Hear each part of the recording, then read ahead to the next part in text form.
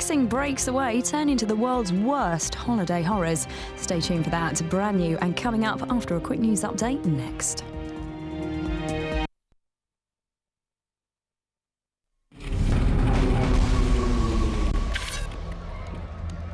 On the River Thames, a day out ends in disaster for a group of tourists as fire rages through one of the city's tour boats. London's a magnet for tourists. What better way to see the sights than on a bus that turns into a boat? Kevin and Leslie Anthony thought it would be the perfect day out for them and their 4-year-old son, James.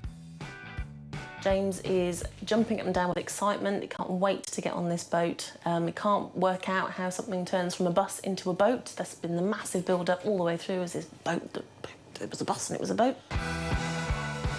After seeing London's sights from the road, the duck enters the river for what should be the most exciting part of the trip. But events soon take a dramatic turn. I can see some sort of white smoke starting to come from the far opposite corner, so the sort of diagonal corner to where we were sitting, and just thinking it was a bit odd, but actually it's quite an old vehicle. You know, they announce it's 71 years old when you get on. The smoke became thicker and became sort of darker in colour, and then someone at the front of the boat shouted, "It's on fire," which then really sort of panic started to ensue. The fire is spreading out of control, fanned by strong winds. The people at the front of the boat started running towards the back of the boat. I can see everybody kind of, the panic in their eyes as you start to look around, and then you start to hear people panic.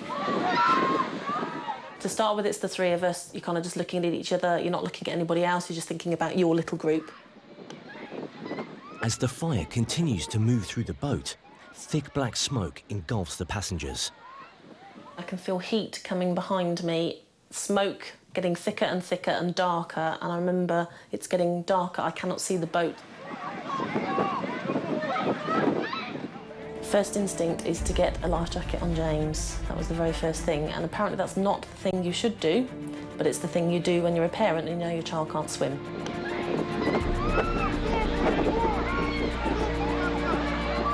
I noticed that the tour guide had got himself to the back of the boat. I asked him to take James out of my arms because the gap to get off the back of the boat is quite small to sort of jump off it. I didn't want to hurt James when I jumped into the water. The guide grabs James from his father and leaps into the water. Kevin and Leslie now focus on getting to safety themselves. I remember leaning my head out of the window, trying to breathe. I'd taken one lung of this thick smoke, and it was not a pleasant experience. Waist deep in the cold river, but safe from the fire, they tried to find James.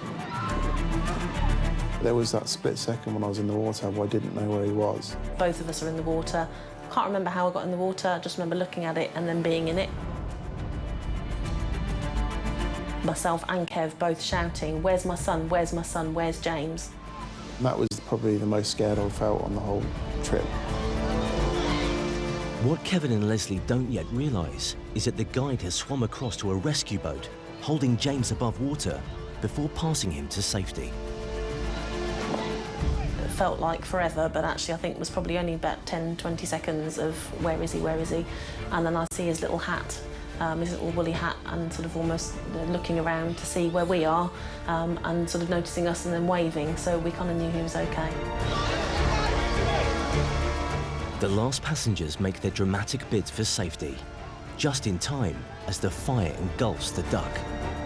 We could all have died, let's be honest. It could have exploded, and none of us would be here to tell the tale.